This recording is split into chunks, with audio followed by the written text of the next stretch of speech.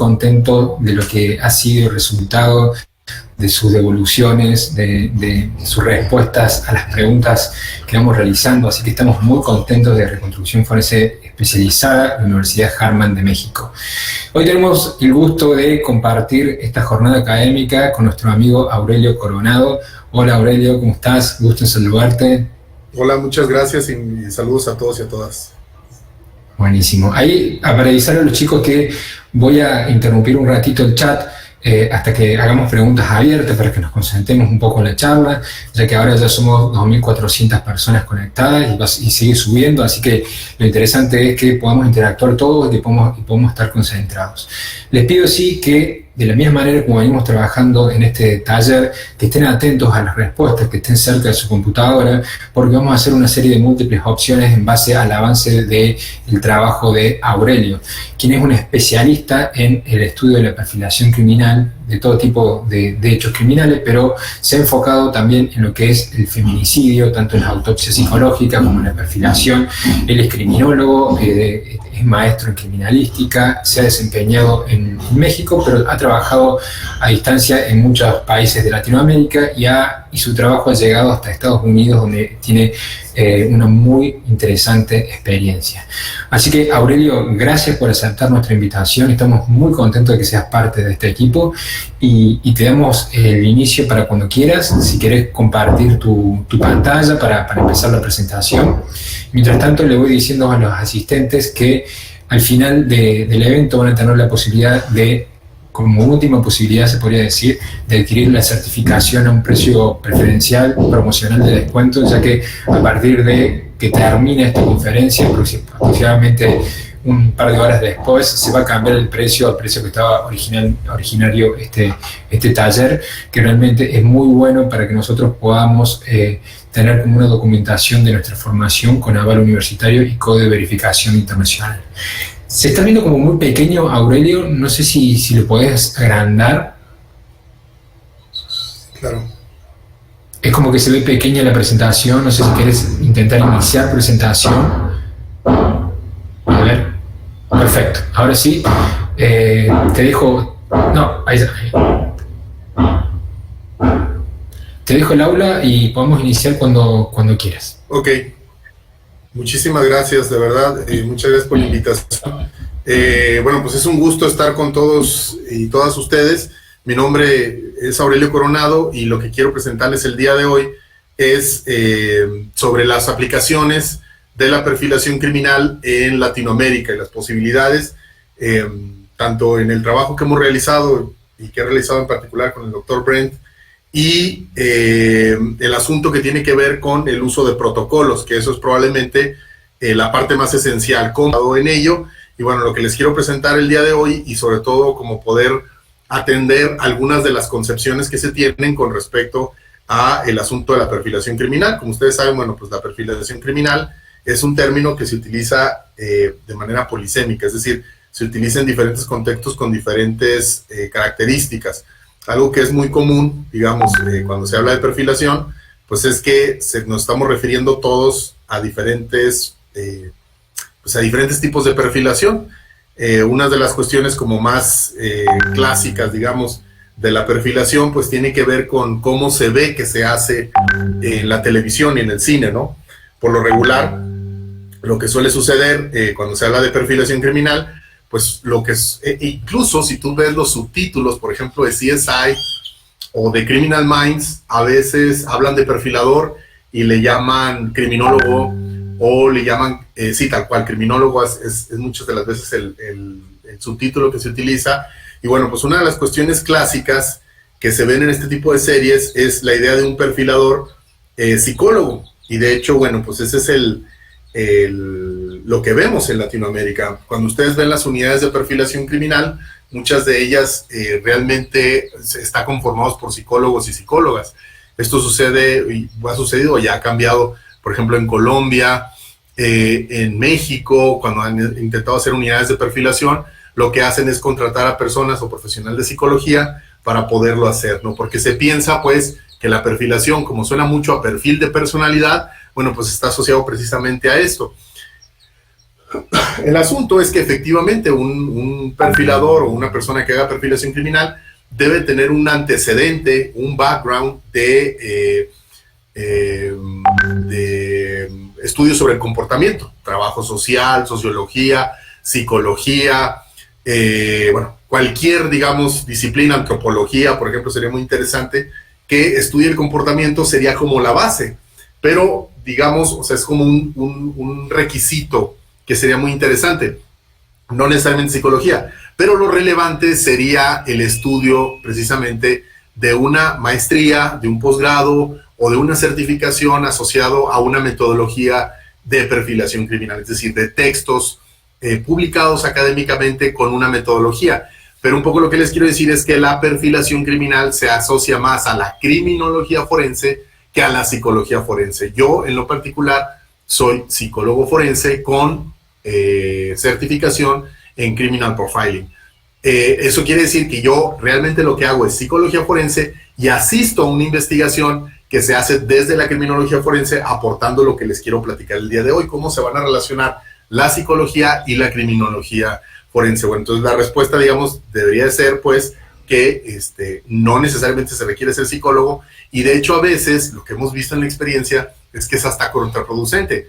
Una persona que estudia psicología sin ningún estudio sobre ciencias forenses, sobre investigación criminal, en particular sobre análisis de la evidencia conductual, a veces es muy problemático porque le empiezan a llamar a sus documentos de evaluación perfiles criminales o les piden que hagan perfilación, y es decir, lo que hacen es que les hacen entrevistas, aplican pruebas psicométricas a sospechosos, bueno, y esto le acaban llamando perfil criminal. Pero como veremos el día de hoy, perfil criminal más bien es el resultado de un análisis, de un proceso muy largo de investigación de la evidencia, que lo puede hacer un científico forense que tiene el entrenamiento, digamos, adecuado.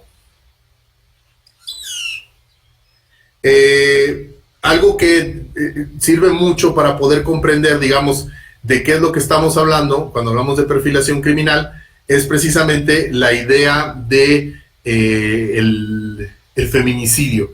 Hay que entender que el análisis de la evidencia conductual realmente se ha aplicado en Latinoamérica a partir precisamente de un protocolo que crea Naciones Unidas. Aquí lo podemos estar viendo, el modelo del protocolo latinoamericano de investigación de las muertes violentas de mujeres por razones de género, femicidio o feminicidio. A partir de este documento es que se empieza a discutir el análisis de la evidencia conductual. Esto es muy importante poder comprenderlo. Explico por qué. Bueno, pues porque en el mismo documento del análisis de la evidencia, en el mismo, protocolo de feminicidio, se hace mención del trabajo de análisis de la escena del crimen, victimología, reconstrucción, lo cuales son los pilares precisamente de la investigación para poder dar con una perfilación. Y un poco aquí nos estamos como adentrando a la idea de cómo es que el peritaje o la comprensión de un fenómeno, como es el caso del feminicidio, nos ayuda mucho para poder saber cuál es el trabajo de un científico. Y eso, bueno, lo vamos a ver, pero cuando estamos hablando de los protocolos que se han diseñado para feminicidio, por lo menos lo que nosotros hemos diseñado, algo que es fundamental es comprender que el científico es independiente y que él es el que, digamos, toma una serie de decisiones metodológicas para poderlas llevar a cabo. Entonces, uno, por ejemplo, cuando vemos la historia del análisis de la evidencia conductual, pues algo que de inmediato surge, pues es este protocolo, el protocolo latinoamericano de investigación de muertes violentas de mujeres por razones de género. Este protocolo es un documento que obliga, por lo menos en el Estado mexicano, a investigar todas las muertes de mujeres con perspectiva de género. Me imagino que en sus países, al igual que el mío, ha habido una serie de discusiones pues muy estereotipadas con respecto a esto. El problema de estas discusiones es que se siguen escuchando todavía, aunque ya han disminuido. Les platico, por ejemplo, algo clásico, ¿no? Que, por ejemplo, femicidio y feminicidio son términos legales, ¿no? Y que los científicos no tenemos nada que ver con ellos, que los científicos no deberíamos ni siquiera de tocar el término y que nos deberíamos dedicar a hablar específicamente de cuestiones técnicas acerca de nuestro peritaje. Bueno, esto es cierto si eres un técnico. Si eres un técnico de laboratorio, por ejemplo, pues a lo mejor los alcances de la comprensión que tú tienes con respecto al crimen, pues no es necesario que sepas más que la huella genética de la que vas a hablar. O por ejemplo, si eres dactiloscopista, bueno, pues la interpretación que hiciste de esas figuras para poder realizar una comparación probabilística entre esta huella y esta. Eso es algo muy técnico. Pero cuando estamos hablando de algo científico, el femicidio y el feminicidio son conceptos que precisamente proceden de ahí, es decir, nos implican acciones forenses. Creo que vale la pena explicarlo de manera muy rápida para que podamos tener una idea clara de cómo las mismas concepciones de estos términos ayudan a hacer periciales distintas. Esto creo que nos ayuda bastante. En algunos de sus países se llama femicidio, en otros países se les llama feminicidio. La diferencia es más bien política, y la explico. Cuando se habla de femicidio, se está hablando de la muerte de una mujer por razones de género. Y las razones de género, y hablaremos cuáles son, pero en concreto por ser mujer, pues, se le asesina por ser mujer, porque se le considera un ciudadano de segunda categoría, porque se le ve como un objeto, porque se le percibe como desechable, porque se le percibe como propiedad, etcétera, etcétera, que es parte de una cultura en la que vivimos. Eso sería un femicidio. Un feminicidio es exactamente lo mismo, la muerte o el asesinato de una mujer por razones de género, en un contexto de impunidad. Es decir, en donde hay una estructura institucional, una estructura cultural o una falta de atención al problema que hace que este crimen se repita. Entonces, realmente la diferencia es que cuando se habla de feminicidio, se está añadiendo una dimensión que es importante visibilizar en la investigación.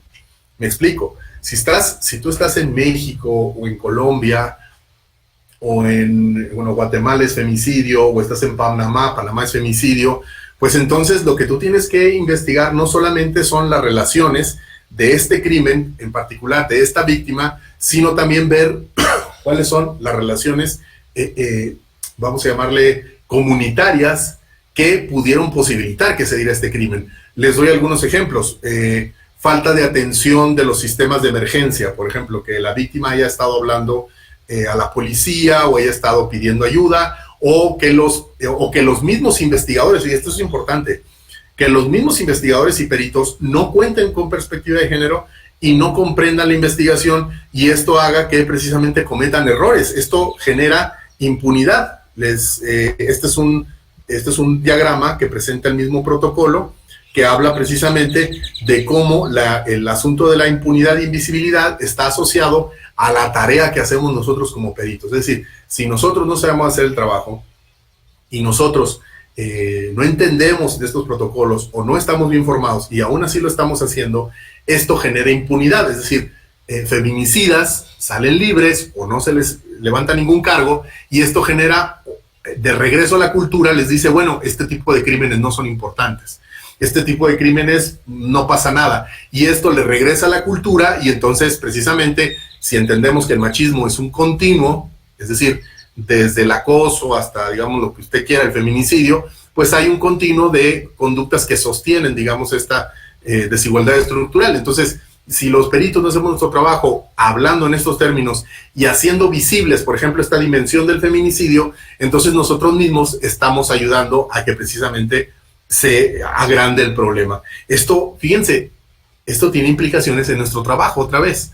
Si nosotros sabemos leer el protocolo, si nosotros entendemos lo que vamos a ver ahora, que es hacer bien una investigación, entonces comprenderemos cómo no solamente es nuestra obligación, que es parte de los protocolos, sino que también estaríamos faltando a la ley, ¿no? Y estaríamos afectando a las víctimas al no hacer nuestro trabajo de manera adecuada. Entonces, femicidio y feminicidio no son lo mismo, tienen esta diferencia, y esa diferencia implica también, o implicaría, como cuestiones asociadas al peritaje en sí. Les presento este caso, es muy sencillo, se los voy a mencionar y les voy a platicar la experiencia. Este es un caso que sucede en México de una mujer que es encontrada supuestamente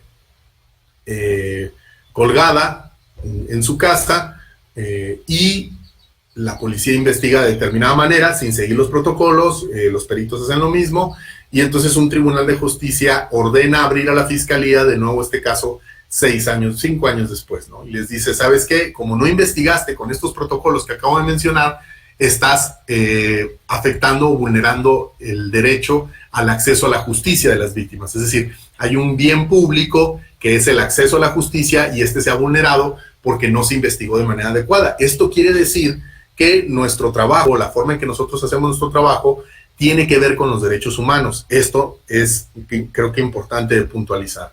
El seguir los procedimientos adecuados, el comprender nuestro trabajo dentro de los procedimientos y, sobre todo, el respetar el conocimiento científico como parte de lo que hacemos, tiene que ver con los derechos humanos que están implícitos en el contexto en el que nos encontramos. Por eso es que nosotros decimos que la investigación criminal debe de haber criminólogos, criminólogas, criminalistas. Debemos de comprender el tema de derechos humanos. Si no lo comprendemos, estamos haciendo mal nuestro trabajo. Y bueno, en este caso, se nos solicita a un equipo de forenses que participemos en este caso. Y lo que se pretende, pues, es hacer una reconstrucción criminal, que es lo que les voy a mostrar, y una, básicamente, criminología forense, pero con perspectiva de género. Y esto implica, pues, la participación de un psicólogo, nosotros hicimos parte de lo que sería una autopsia psicológica, que fue lo que hablamos la vez pasada. Cuando se abre nosotros ya hemos trabajado en casos similares, pero este caso creo que es muy importante porque nos habla precisamente del ejemplo que les estoy dando. Debe de haber una investigación inicial que se haga de determinada forma y no se puede confiar en estos resultados si es que no se ha hecho de manera adecuada. A propósito de la encuesta que les estoy poniendo, se las pongo precisamente porque fue parte de lo que estuvimos hablando cuando estábamos haciendo las investigaciones. Hubo un proceso de exhumación y en México se empezó a poner de moda llamarle necropsia a todo, ¿no? Y entonces le decían, es que la necropsia con perspectiva de género.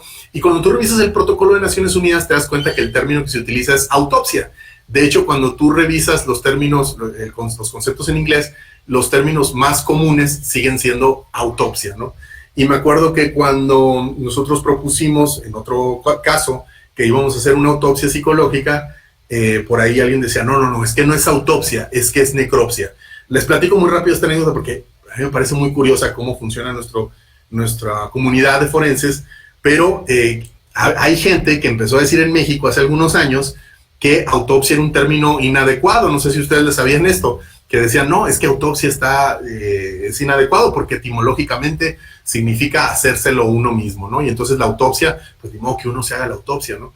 Y eso es algo que me decían maestros, mis maestros, y entonces, pues en aquella época, pues uno decía, pues igual sí, ¿no? Pues esta persona lo está diciendo.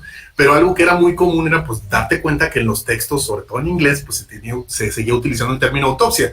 Y pues ahí uno se preguntaría, bueno, ¿por qué? ¿Que todos estamos utilizando mal el nombre?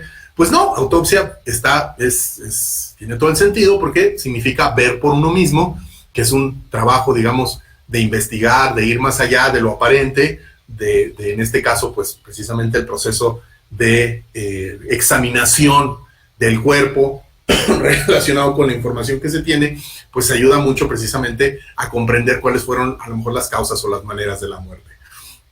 Y necropsia, pues, bueno, a lo mejor no me quiero extender mucho en eso, pero necropsia es un término que en algún tiempo, por ejemplo, se utilizó para hablar sobre las autopsias en animales, por ejemplo. Pero ahora el término se puede utilizar, a veces lo utilizan de manera indistinta. El problema que se utiliza de manera indistinta realmente no es problema. El problema es cuando alguien dice, por ejemplo, que autopsia es un término inadecuado. O a veces necropsia, como en el caso que les estoy presentando, lo utilizamos para referirnos a la exhumación, porque lo que estamos haciendo en el caso que les estoy platicando es que tuvimos que exhumar el cuerpo y lo que sucedió ahí fue un examen macroscópico del cuerpo, es decir, no hubo incisiones, no hubo un proceso de sacar órganos, porque pues evidentemente habían pasado muchos años y pues no se encontraba, digamos, en las condiciones para poder hacer eso. Pero incluso si ustedes buscan el término, en algunos contextos necropsia se refiere a un proceso de examinación exterior. En algunos países, por ejemplo, lo que suele suceder, perdón, es que el médico forense y esto es importante, el médico forense debe de tener información de la escena del crimen, el médico forense debe de tener información sobre los aspectos clínicos de la persona que está investigando. Si no tiene esto, no tiene antecedentes y lo que está diciendo no tiene contexto. Estas palabras se va a volver muy importante. No se pueden hacer interpretaciones sin contexto. No puedes hacer una conclusión de una autopsia si no tienes el contexto de la escena del crimen y los antecedentes clínicos o obviamente de laboratorio que se puedan recuperar de esto. Entonces esto quiere decir pues que, por ejemplo, una necropsia la podría hacer un criminalista adjunto al médico legista, ¿no? Que va a observar el cuerpo, que va a tomar algunas fotografías, es decir, que va a ver el cuerpo en el contexto, y esta información le sirve al médico forense para poder determinar, no sé, la dinámica de las lesiones o algún otro tipo de cosas. Pero un poco lo que les quiero decir es que lo que nos encontramos con este caso no es extraordinario.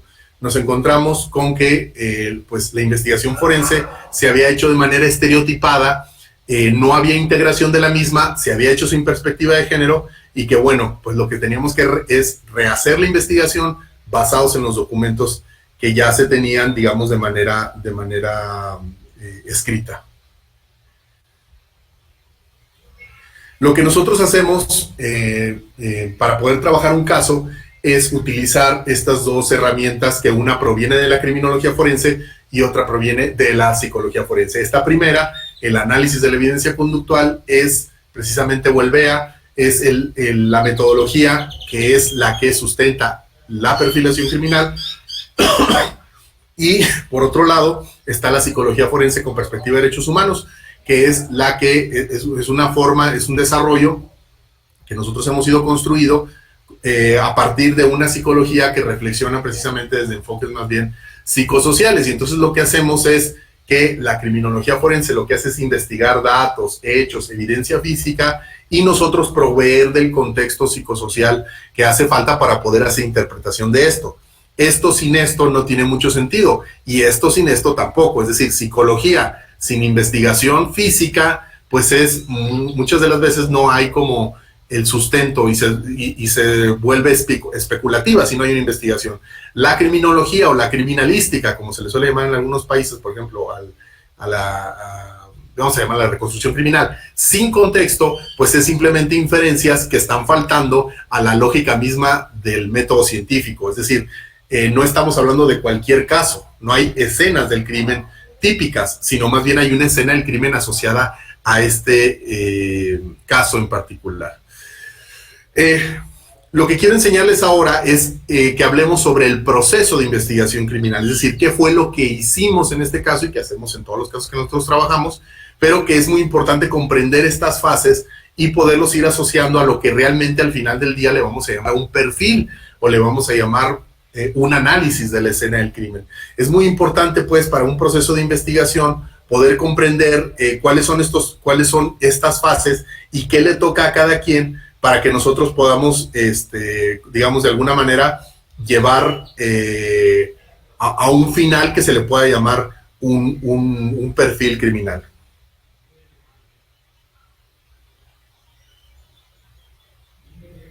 Algo que creo que es muy importante como antecedente, en la ponencia pasada un poco hablaba de esto, es saber distinguir entre lo que llamaríamos una investigación de la escena del crimen y un procesamiento de la escena del crimen. Estos dos términos, por cómo funcionan en la televisión, se suelen como confundir. Un procesamiento de la escena del crimen es en lo que en México le llamamos un criminalista de campo. Es un término que eventualmente vamos a dejar de usar en México, pero es un término que se sigue utilizando. Entonces decimos que el criminalista de campo es el que va y hace pues la fijación, toma fotografías, recolecta evidencia, las embala, las lleva, cadena de custodia, todo lo que ustedes un poco ya saben. El que vemos en la serie, el CSI, pues el que va ahí con la lamparita y con todo, está haciendo como, está llegando a la escena del crimen. Este realmente es un trabajo que lo pueden hacer, por ejemplo, en Estados Unidos lo pueden hacer policías con entrenamiento, y es una unidad específica que son Crime Scene Technicians, técnicos de la escena del crimen. Es muy importante esta palabra, technicians. Eso significa que no están haciendo interpretación científica de la evidencia. En la televisión todo el tiempo sucede, ¿no? Que, oh, sí, aquí está la línea del derrape, sí, lo que pasa es que aquí hay huellas de violencia, sí, esto es un tipo de ejecución, bla, bla, bla. El problema de esto es que los técnicos, pues en nuestro contexto, y en Estados Unidos también, creen que un poco funciona de esa forma, y entonces ellos creen que están ahí para adivinar qué fue lo que pasó. Y aquí hay dos mitos que es muy importante que tengamos en mente. La idea del perfilador como una especie de cazador de criminales, que eso es como una idea muy común, como que nuestro trabajo es la adrenalina de atrapar a alguien, ¿no? Porque de eso se tratan las películas, ¿no? El perfilador lo que hace es, en Criminal Minds, todos los capítulos llegan y entonces empiezan a ver quién fue, empiezan como en una suerte de adivinar y decir si fue, no fue, a ver, tráeme una lista de sospechosos que hayan estado con un antecedente de trabajar, no sé, en el gobierno para que puedan tener acceso a ese tipo de cosas, y entonces van y lo buscan y ellos mismos hacen el arresto. Esto obviamente es para que la serie sea más entretenida, para que no haya tantos personajes y bueno, porque es más sencillo entender así. Pero en general un perfilador criminal no va a cazar a ningún criminal, ni va a estar, es más, no lo va a entrevistar, pues.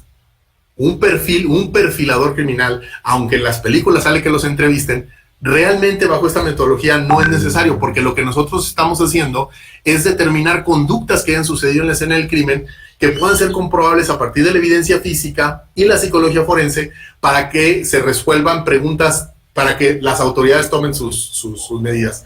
Les doy un ejemplo. A veces el perfil tiene que ver con la capacidad. Es decir, se pueden hacer inferencias como, por ejemplo, la persona que cometió este crimen es capaz de correr, por ejemplo.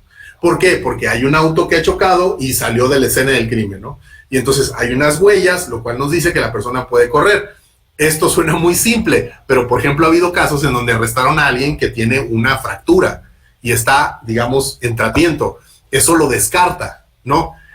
Pero lo más básico, en este caso es lo más importante. La perfilación criminal se trata sobre comprender el crimen, no sobre adivinar quién fue. Estos son los dos grandes elementos. Y entonces lo que sucede mucho en las películas es atrapamos a alguien y adivinamos qué pasó.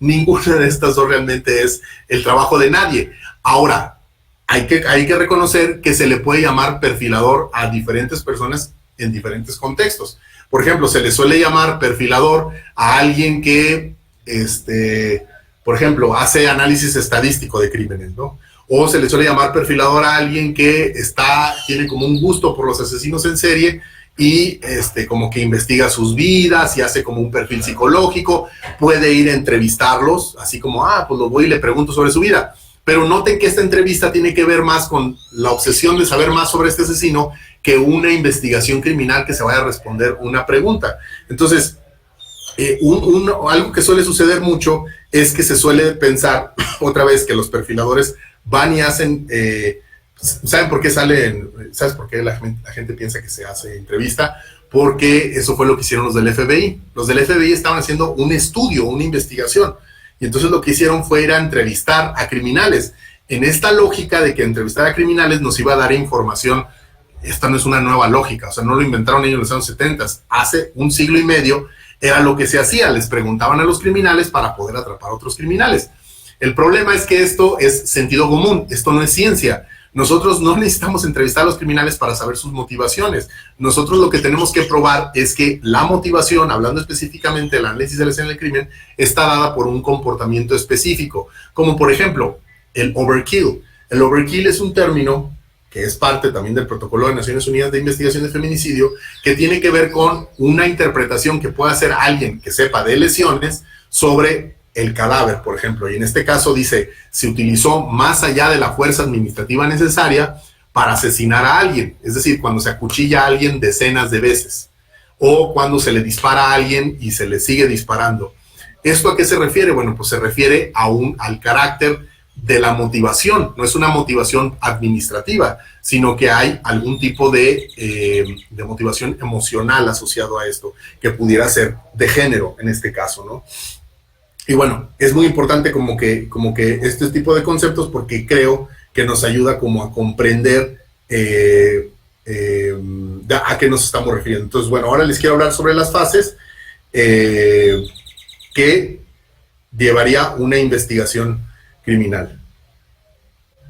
Lo primero es, otra vez, entender la diferencia entre el procesamiento de la escena del crimen, que son estos técnicos que vemos aquí en esta fotografía, que esto sucede mucho, ¿no? Vemos a alguien como con todo el traje y luego vemos a alguien ahí como sin traje. Recuerden que estos trajes sí son para contaminar menos, no para dejar de contaminar, sino para contaminar menos, pero son sobre todo para que no nos contaminemos, donde haya un peligro, pues, no sé, biológico de que nos contaminemos. Evidentemente un cuerpo, pues, hay el peligro de infecciones y este tipo de cosas. Entonces los trajes estos que nosotros vemos, pues, a pesar de que son muy útiles, no necesariamente se utilizan en todos los contextos. Muchas de las veces las agencias profesionales lo que hacen más bien es tener un registro muy disciplinado del calzado, del ADN, pues, de los cabellos, de las personas que están ahí, por si lo encuentran, pues tengan con quién compararlo, porque de todas maneras lo van a tener que comparar. Y bueno, en general, un poco lo que les quiero decir es que en Latinoamérica tenemos un fenómeno en que esta fase del proceso, que la pueden hacer policías, que la pueden hacer técnicos, se ha vuelto muy teatral, es decir, se ha vuelto como el ícono de lo que hacen los científicos forenses, y por lo tanto se ha vuelto un fetiche la escena del crimen, no en términos de la documentación de la misma, sino de estar en la escena del crimen, porque esa es otra cosa que sale en la televisión. Van a la escena del crimen, ¿no? Entonces sí, se paran ahí y como que ahí tienen que estar y como que ahí dicen, no, sí, en mis 10 años de carrera y todo esto, porque en las series es interesante ir a la escena del crimen. Tan es interesante que muchas de las veces hay, por ejemplo, ha habido reportes, sobre todo en Estados Unidos, de gente que lleva a su novia pues a la escena del crimen, del detective, ¿no? Como por la emoción de estar en un lugar donde ha ocurrido una tragedia. Y creo que esto es bastante interesante. Lo que nosotros hacemos, nuestro trabajo, es interesante, sí. A lo mejor ustedes que están en el tema, colegas que me estén escuchando, les ha tocado oír eso, ¿no? Cuando estás en un grupo de personas y tú sabes quién es profesional y quién es un estudiante y le gusta el tema, ¿no? Entonces, ¿a qué te dedicas? No, pues soy forense. ¡Ah! ¡Qué emocionante! ¡Qué interesante!, ¿no? Y uno a veces dice, pues que sí, pero en realidad no es emocionante lo que estamos haciendo. En realidad lo que estamos haciendo es bastante triste, pues, porque nos enfrentamos a la tragedia humana. Interesante, sí lo concedo, es bastante interesante, pero no estás feliz de hacer todo esto, ¿eh? No hay como una emoción, ¿no? Me apasionan los asesinos en serie, ¿no? Me apasionan ver fotos de cadáveres. No, a nadie le apasiona ver fotos de cadáveres, a menos que no estés trabajando en esto. Si trabajas en esto y te enfrentas, sobre todo aquellos que trabajan en el servicio público, que están constantemente viendo el dolor de las víctimas, verán que no es tan divertido. Quien está como en la ilusión de insertarse a esto, pues muchas de las veces sí tiene estas ideas, pero es muy importante que nosotros seamos capaces de distinguir entre la realidad, pues, del trabajo, que va a implicar una serie de reflexiones éticas, políticas, con respecto a lo que estamos haciendo, y la fantasía de la televisión que nos presenta. Entonces, después de análisis de la escena, el procesamiento de la escena, lo que se hace es un análisis de la evidencia, es decir, qué tenemos y qué no tenemos. Los protocolos nos ayudan mucho a eso, es decir, por ejemplo, en el caso de feminicidios es muy importante, la mayoría de los protocolos te dice que hay que embalar las manos por la búsqueda, pues, que pueda haber de tejido debajo de las uñas por algún tipo de lucha o lo que sea, ¿no? El tema es que hay que embalar las manos. Esto, o por ejemplo, hay que tomar fotografías, las mismas fotografías que se le tomen a la víctima, por ejemplo, en el caso de un feminicidio, pues estamos hablando de un cuerpo, son las mismas que se le tienen que tomar a las personas cercanas al acceso al cuerpo, es decir, por ejemplo, el esposo, el novio, el padre, quien haya estado cerca de ahí, hay que tomar fotografías para poder evidenciar lo que se llama documentación positiva, que serían lesiones, o documentación negativa, que sería la ausencia de lesiones. Porque, por ejemplo, si encontramos que esta persona ha hecho como rasguños, o la ropa está destruida, etcétera, etcétera, nosotros tenemos hasta después, si se fijan, después de los laboratorios, después de la victimología, ahorita hablamos de la victimología, es que se van a empezar a hacer interpretaciones. Noten que en esta segunda fase, ni en la primera ni en la segunda, estamos interpretando, estamos haciendo hipótesis. Hasta ahorita lo único que estamos haciendo es ordenar la información, tratar de tener la mayor cantidad de información que sea vasta y que sea suficiente para poder hacerlo posteriormente. Es decir, el primer trabajo, igual que en el método científico, es explorar. y documentar de manera fiel. No lo que vaya llevándote el problema de tener una hipótesis es eso, que vas y buscas la evidencia de tu hipótesis y no comprender. Entonces hay que tener una comprensión general sobre esto.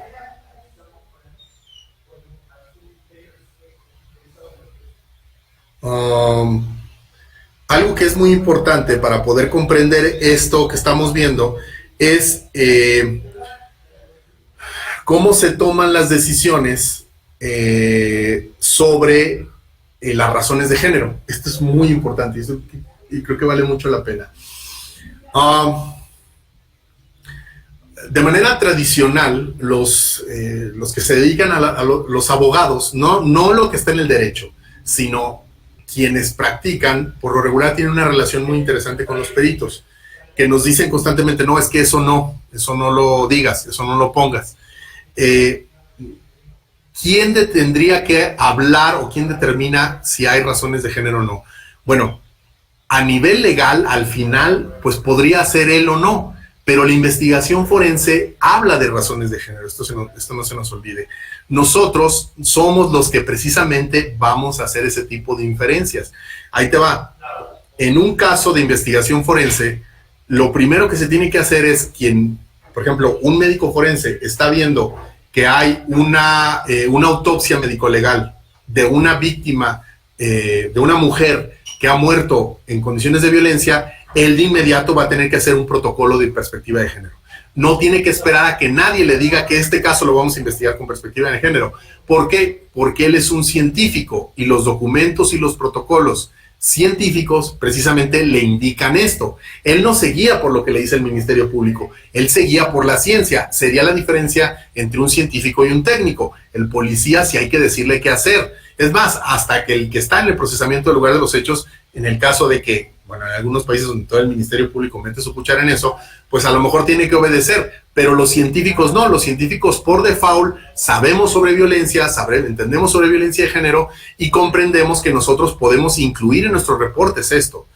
No sabe cuántas veces me tocó decir, oiga, pero es que feminicidio es un término legal. También le digo, también, pero yo estoy hablando del término sociológico, del término psicológico, del término criminológico. No hay ciencias o disciplinas que sean dueños de las palabras. Se pueden parecer mucho, pero quien tiene que hacer el proceso de litigio será el Ministerio Público, basado en el reporte que tú realizaste. Y si habrá una discusión, si esto es una conclusión legal o no y todo eso, pero eso es de caso a caso. No es una decisión automática que haga el juez. Se puede discutir en un juicio y decir, oiga, pues esto es lo que yo estoy encontrando y lo explico de acuerdo a estos protocolos y se acabó el problema. Y habrá otros casos donde digan, no, eso es una decisión legal. Pero lo que les quiero decir es que no nos debemos estar preocupando si entendemos el proceso, si entendemos los protocolos, si esto en un determinado momento en un juicio puede ser visto de tal forma.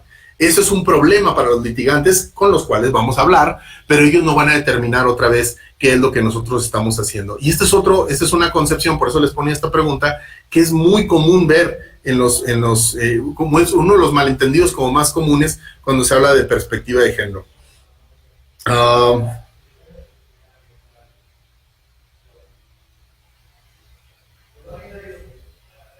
Ok. Después de que hacemos este trabajo de analizar la evidencia, es decir, de recolectarla y de acomodarla, pues hay diferentes documentos que creo que valen mucho la pena, y ya lo hemos discutido. Por ejemplo, vale mucho la pena, les recomiendo mucho que vean, hay una serie en Netflix ahora que se llama Proyecto Inocencia, y nos da muchísimo gusto a todos los que estamos en esta chamba poder ver por primera vez en un documental dirigido al público en general, que hablan, por ejemplo, de las falencias que tiene la odontología forense, o, por ejemplo, las falencias que existen con respecto a la dactiloscopía.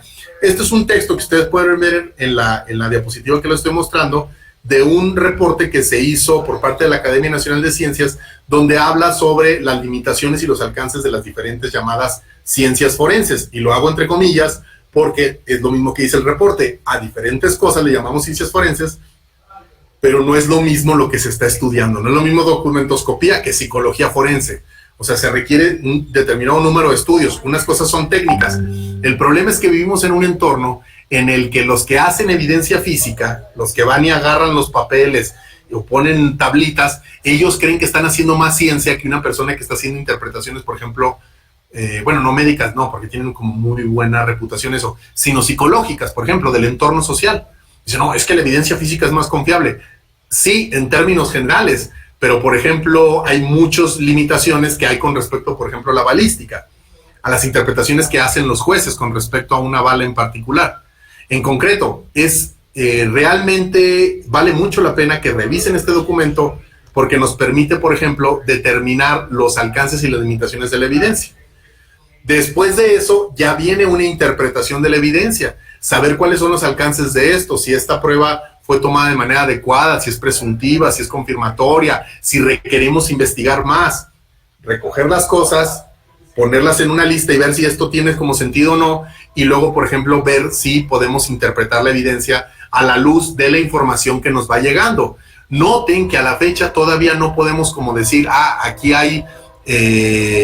aquí, a ver, esto es importante, nosotros estamos investigando con perspectiva de género y se está investigando algo como feminicidio, pero se está investigando como feminicidio porque esa es una hipótesis de toda la investigación que implica una serie de procedimientos, como saber todo sobre la víctima, cómo ir a investigar el contexto, cómo revisar si hay antecedentes de lesiones o de embarazos no deseados o de enfermedades de transmisión sexual, es decir, una serie de cosas que tenemos que hacer que son no para necesariamente determinarlas, sino para buscarlas, y en caso de no encontrarlas, pues entonces nos vamos yendo a otras líneas de investigación.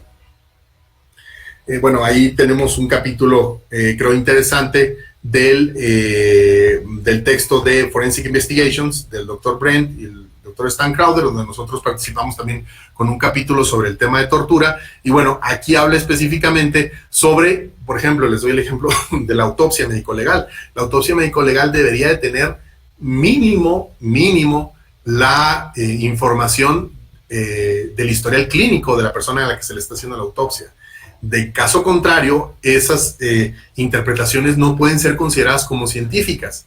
¿Por qué? Porque el contexto da el resultado. Sin contexto, las interpretaciones son falibles, porque pueden interpretarse de diferentes formas. Entonces, es por ello que es muy relevante que se entienda, o que quienes trabajamos en esta área entendamos cuáles son los límites y los alcances de los diferentes profesionales que trabajan en una investigación. La victimología forense es otra de las partes del proceso que es muy importante y la cual hace muchísima falta que lo desarrollemos en Latinoamérica. La victimología forense es básicamente la recolección de toda la información sobre la víctima para poder tener contexto y poder hacer interpretaciones al respecto.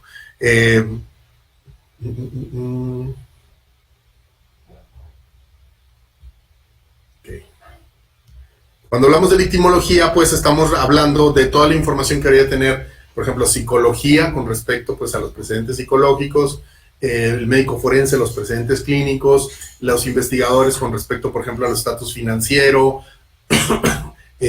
problemas de violencia anterior, registros, otra vez financieros, médicos, deudas, etcétera, etcétera.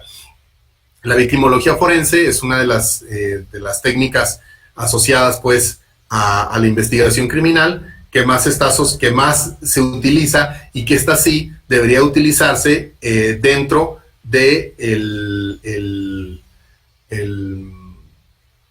cualquier tipo de investigación. Es decir, cualquier tipo de investigación requiere victimología. Si no tenemos victimología, pues entonces difícilmente podríamos hacer cualquier cosa.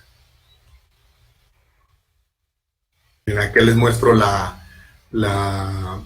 bibliografía, pero lo interesante de la victimología es que se requieren, por lo regular, muchos criminólogos o criminólogas forenses, cuando quieren ser forenses, se van más como por el estudio del agresor, porque es como más, pues es lo que resulta más emocionante, lamentablemente, pero lo que se requiere más son gente que sepa de victimología, y para ello, de manera muy rápida, pues se requiere personas que conozcan sobre los procesos de victimización, es decir, el contexto estadístico de lo que está sucediendo, cómo se dan las víctimas. En segundo lugar, también necesitaríamos personas que tengan capacidad de entrevistar a víctimas, de recoger información, de procesarla, y en último lugar, bueno, pues hacer interpretaciones a partir de ello. Después de esto es que se empieza a hacer un proceso que se llama análisis de la escena del crimen. Es decir, ya que recogimos las cosas, ya que nos dimos cuenta si estamos investigando de manera adecuada, ya que llegaron los laboratorios y ya que tenemos toda la información de la víctima, noten cómo todavía no hay como nada, todavía no llegamos a la parte del sospechoso, pues, porque piensen que el tema del sospechoso es un tema de la policía. O sea, es un tema de que ellos están diciendo, bueno, pues quién pudo haber sido, y van y agarran personas, pues.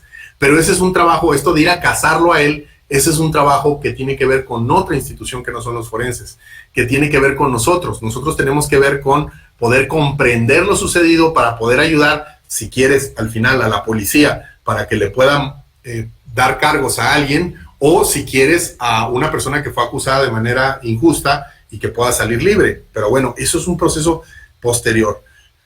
Lo que les quiero mostrar ahora es precisamente cómo estas fases se integran en los protocolos que hemos estado diseñando últimamente, que hemos trabajado en los protocolos de investigación de feminicidios, para que los forenses tengan estas guías.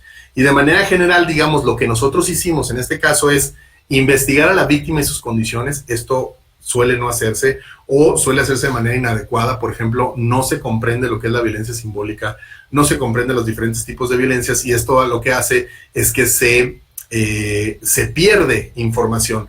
Y entonces, en concreto, los investigadores vivimos violencia o la ejercemos y entonces no la reconocemos a la hora de entrevistarlo. Investigar la escena del crimen, que la investigación de la escena del crimen ya no es procesamiento de la escena del crimen. A ver si ahora me puedo explicar. La investigación de la escena del crimen implica laboratorio también, e implica victimología, e implica toda la información que nos ayude a comprender lo sucedido en esa escena. Regreso a la escena de CSI. Cuando llegan, ellos no saben cuánta gente vive ahí. Ellos no saben cuáles son los padecimientos médicos que tenía la persona que encontraron muerta. Ellos no saben cuáles son el estatus financiero de la víctima. Ellos básicamente no saben nada, no saben, bueno, pueden interferir que sangre ahí, pero todas esas inferencias se van a hacer hasta después. Y investigar, la investigación del contexto de la víctima y el crimen, es decir, se investiga la víctima, se investiga la escena del crimen y luego vemos cómo es que pudieron haberse relacionado ambos.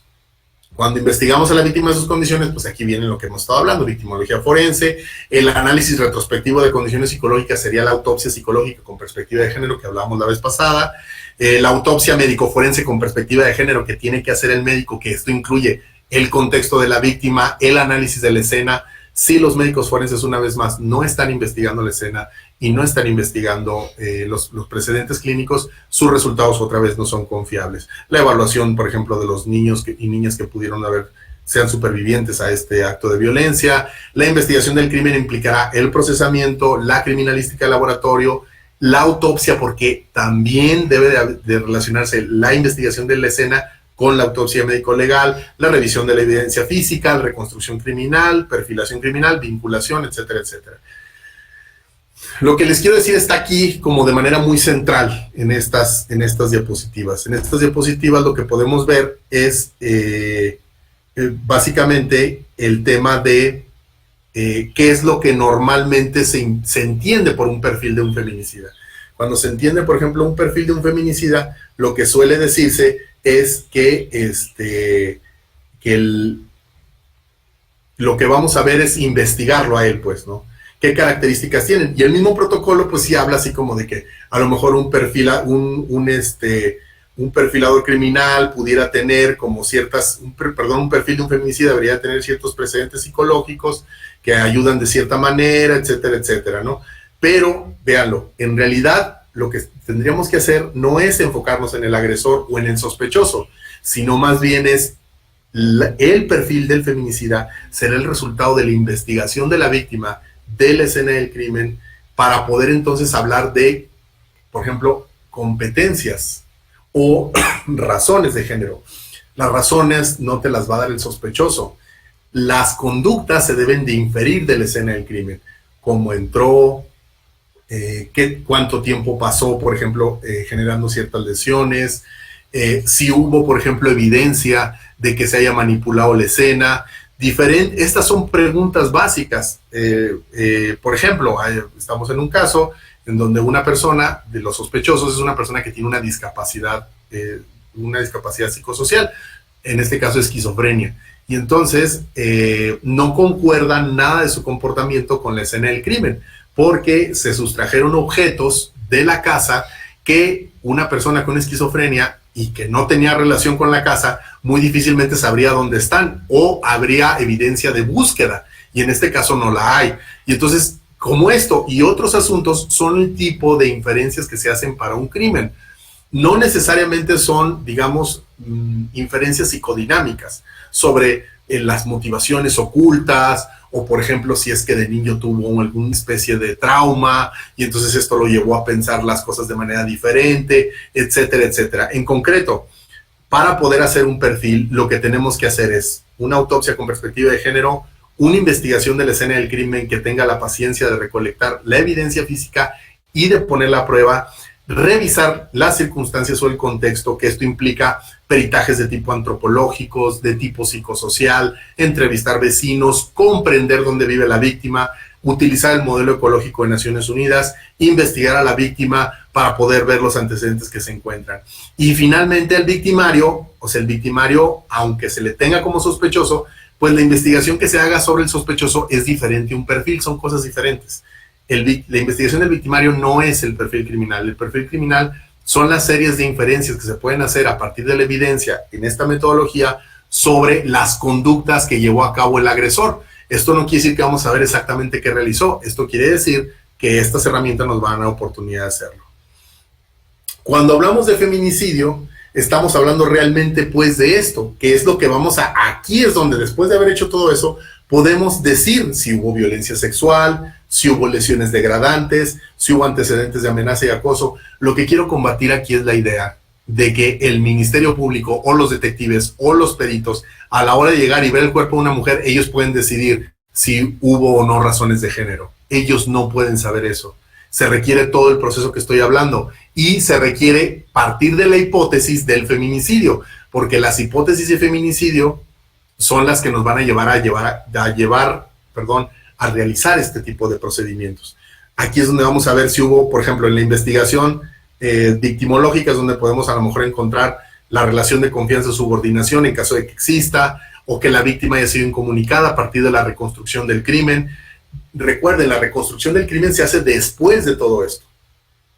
La reconstrucción del crimen no es, por ejemplo, no sé, la reconstrucción del crimen en el caso que yo lo estoy platicando, no es poner un maniquí para ver si es posible o no que se haya suicidado. Eso es parte de la reconstrucción, eso es un elemento que va a ir después de la reconstrucción. Eso se ve muy bien, se ve muy espectacular hacer ese tipo de cosas. Pero otra vez, si no se tiene una comprensión del contexto, de la escena, pues entonces eso es simplemente, pues es más espectáculo y teatro que otra cosa. Y eso sucede mucho en nuestros contextos. Finalmente quiero hablar algunas implicaciones para que haya oportunidad de que haya preguntas y discutamos sobre este tema. Primero, las hipótesis se realizan después de todo el proceso, no al principio. No al principio. Esto la mayoría de los profesionales lo saben, pero las series de televisión lo siguen mostrando como parte esencial, digamos, de la emoción de hacer este trabajo, y entonces se empiezan a hacer hipótesis. ¿Cuál es la diferencia entre un profesional y una persona que es más bien novato? El profesional lo que él está enfocado en qué información hace falta. El novato está enfocado en quién fue, como en la tele, ¿no? ¿Quién lo habrá hecho, no? Adivina quién. Y el profesional dice, oye, ya se hizo un raspado de uñas, oiga, ya se investigaron los celulares, oiga, sí se le tomaron fotos o huellas a la persona tal, o oigan, ya hablaron con los vecinos. Eso es un profesional. Una persona no profesional es aquel que ya está adivinando, digamos, al final. Esto es muy importante. Nuestro trabajo es independiente, la ciencia es independiente del derecho, la ciencia es independiente de los trabajos o los esfuerzos policiales, pero colaboramos con ellos para poder generar información que les puedan resultar útiles. Es decir, independencia no quiere decir que no tengamos nada que ver con ellos. Tenemos que comprender las instituciones, tenemos que comprender qué es lo que regula nuestro quehacer, pero tenemos que ser independientes. Nos vamos a comunicar entre sí, pero jamás un ministerio público, jamás un policía va a decidir cómo hacer el trabajo, cómo le va a hacer un trabajo a un criminólogo, a un criminalista, a un psicólogo, a un laboratorista. Esto es una discusión que tiene mínimo unas 60, 70 años, porque los primeros criminólogos, los primeros investigadores eran policías con algún tipo de estudios. Lo mismo sucede con el FBI, se le habla de perfilación porque, y ustedes lo pueden ver, hay muchas personas que estudiaron, por ejemplo, abogacía, derecho, y hablan de conceptos psicológicos, hablan del lenguaje no verbal, por ejemplo, o hablan de conceptos complejos que tienen que ver con el comportamiento humano, porque así funciona el FBI, ¿no? Muchos del FBI son personas pues, que no necesariamente tienen un antecedente de eso, les dan algunos cursos, pero que están adaptados a continuar con esta visión que ellos tienen de la perfilación y acaban diciendo este tipo de cosas. Es ahí donde tenemos que combatir, por ejemplo, el aspecto clínico de la evaluación. Es decir, se suele pensar que la psicología clínica es la que tiene que aportar y que nuestro trabajo, ahora sí hablando específicamente de los psicólogos, haciendo interpretaciones de la escena del crimen, es ver patologías en la escena del crimen y hablar de fetichismos y hablar de esto. Claro que saber de fetichismos va a ser muy útil, claro, porque pues, te puedes encontrar casos que así lo tengan, pero a ver, además de fetichismos, ¿sabemos de las implicaciones socioculturales del machismo en la violencia contra las mujeres? ¿Sabemos cómo funciona la violencia simbólica? ¿Sabemos cómo funciona una dinámica de desigualdad de poder?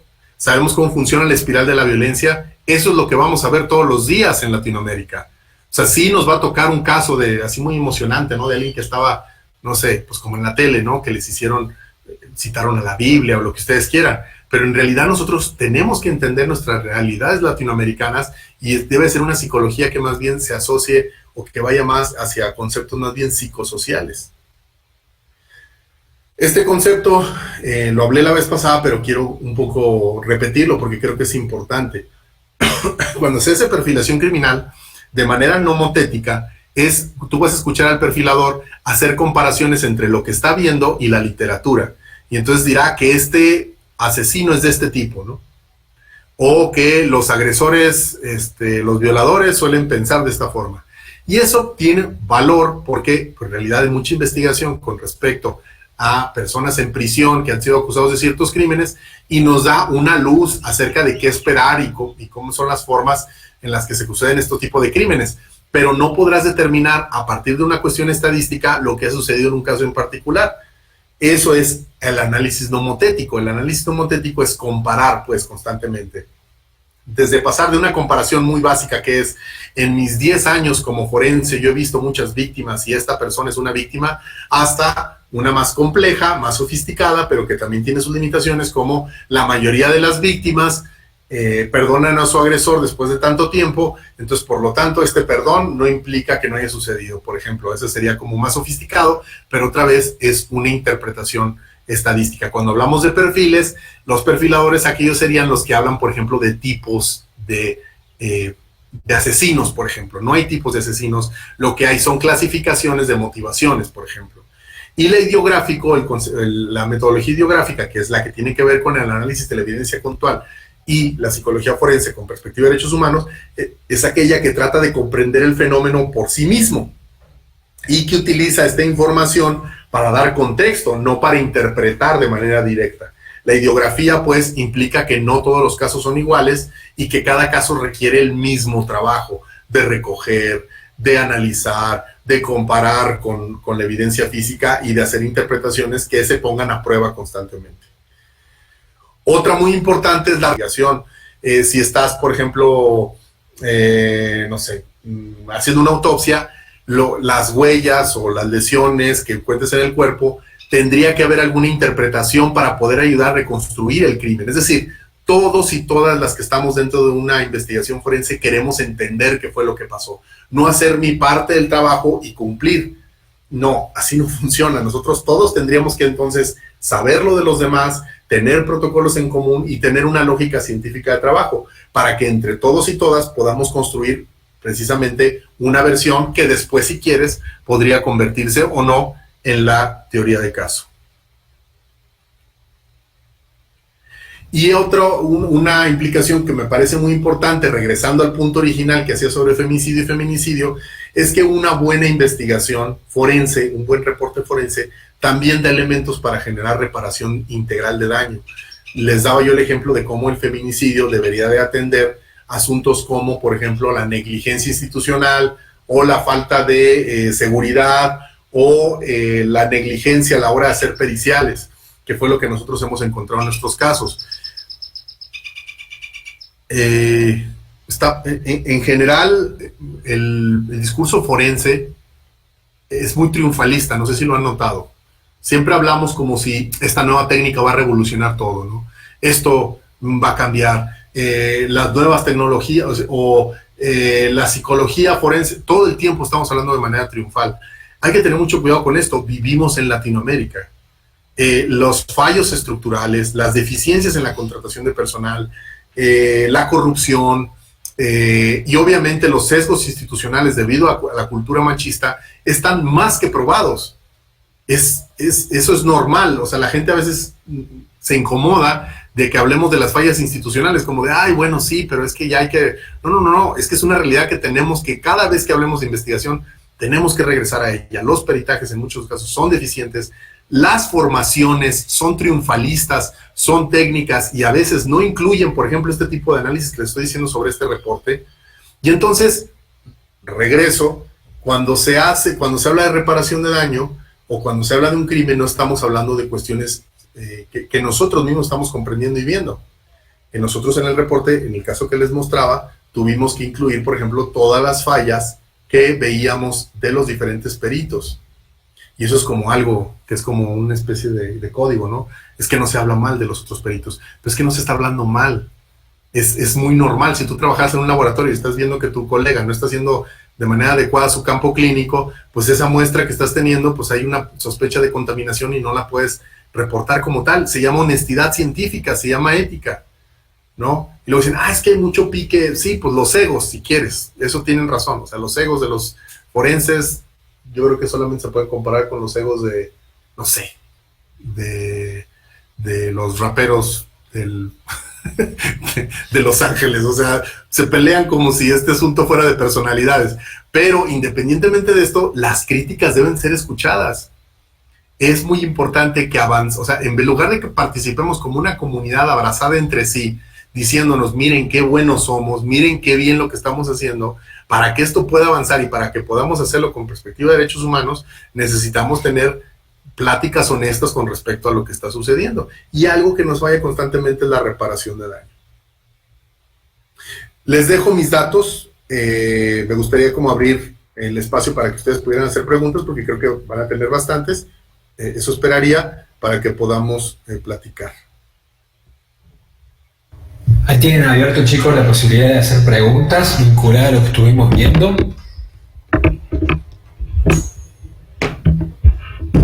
Ahí estoy viendo el chat, hay muchas preguntas.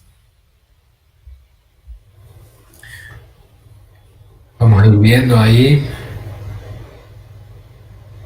Dice Carlos Estrada, ¿el método B es aceptado en fiscalías? Sí, ya lo hemos aplicado en fiscalías. Y no solamente eso, sino que, por ejemplo, el protocolo de Aguascalientes, el protocolo de Querétaro, incluye esta. Y, por ejemplo, uno de los precedentes más importantes en México, que es el caso Mariana Lima, nosotros estuvimos en una partecita que fue el tema de la exhumación. Quisiera claridad, en los términos femicidio y feminicidio. Femicidio es la muerte de una mujer o el asesinato de una mujer por razones de género, y feminicidio es la muerte de una mujer por razones de género en un contexto de impunidad. Es decir, es lo mismo, pero en el tema de feminicidio se está reconociendo que hay un asunto sistemático de impunidad. Esto es muy, muy importante. Quisiera saber qué opina. Es que se mueve todo muy rápido. Sí, que se van rápido. ¿Se ha aplicado en Colombia el protocolo? Sí, en protocolo, en Colombia precisamente es donde más se ha aplicado el método BEA, es parte incluso de la guía y el manual de la unidad de CICIG. O sea, de hecho, bueno, les platico, mañana empezamos una capacitación para la Fiscalía Especializada en Crímenes contra Defensores de Derechos Humanos de Colombia, por parte de Naciones Unidas, porque van a adoptar nuestros protocolos, bueno, los protocolos que hemos desarrollado, y también, finalizando el año, también vamos a estar allá con la unidad de perfilación criminal. ¿El feminicidio y la agresión sexual pueden tener perfiles o características similares? Sí, evidentemente, la agresión sexual es violencia de género. ¿no? La agresión sexual es característica. Algo que quisiera aclarar, que creo que es importante, es que la personalidad no es tan relevante. Eso es una cosa que hemos discutido mucho, que está en el protocolo.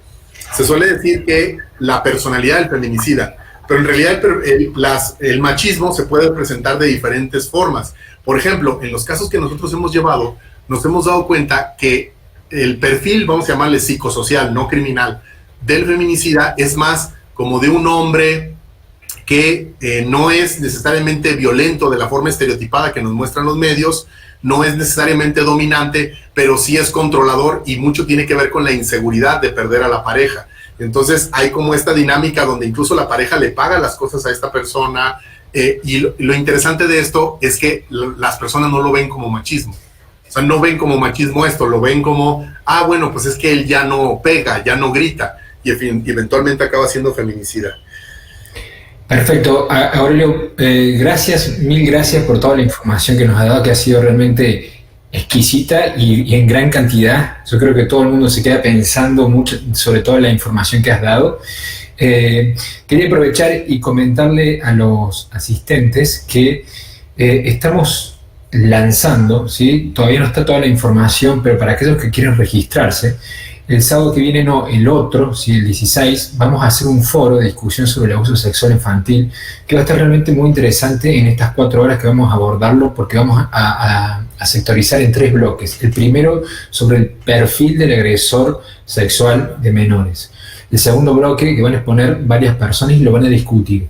El segundo bloque, sobre el abordaje psicológico de la víctima, es decir, desde el punto de vista del estudio de la cámara Gesell, para obtener información relacionada a la investigación criminal, y también técnicas para que no caigan en la revictimización.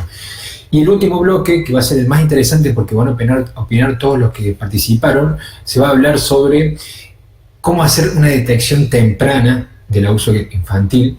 Y hay estadísticas que establecen de que 1 de cada 5 jóvenes son abusados sexualmente en algún momento de su vida antes de los 17 años, que eso realmente marca una estadística muy significativa. Entonces queremos buscar también consejos entre todos los expositores, que va a haber psicólogos forenses, perfiladores, criminólogos, para buscar medidas de prevención. ¿Sí? Que aquellos que tengan un familiar menor de edad realmente es muy interesante. Así que aquellos que quieran irse registrando, ya va a estar el programa académico bien detallado en el transcurso de la semana. También quiero comentarles de que ahí le acabo de dejar en el chat el link para las grabaciones de todo este taller interactivo, que la verdad que nosotros estamos más que contentos de cómo fue el resultado, no solamente por su participación, sino por la calidad que tuvo los ponentes. Todos hemos aprendido muchísimo, así que aquel que quiera quedarse con las grabaciones, también son gratuitas las grabaciones, puede acceder a ese link. Yo en su lugar lo pondré en favoritos para no perderlo cuando quieran revisar o consultar algo. Y por último, esto es una opción, ustedes saben que es completamente gratuito, como lo he dicho, pero aquellos que quieran adquirir un diploma con aval universitario y código de verificación internacional, que quieran documentar para presentar en alguna institución pública o documentar su conocimiento, van a hacer clic ahí donde dice, bueno, en el link, y van a tener este precio promocional que es hasta hoy de $20 convertibles a su moneda local, es decir, que van arriba a la derecha y ponen pesos mexicanos, pesos argentinos, lo pueden pagar por medios locales o colombianos, lo que sea.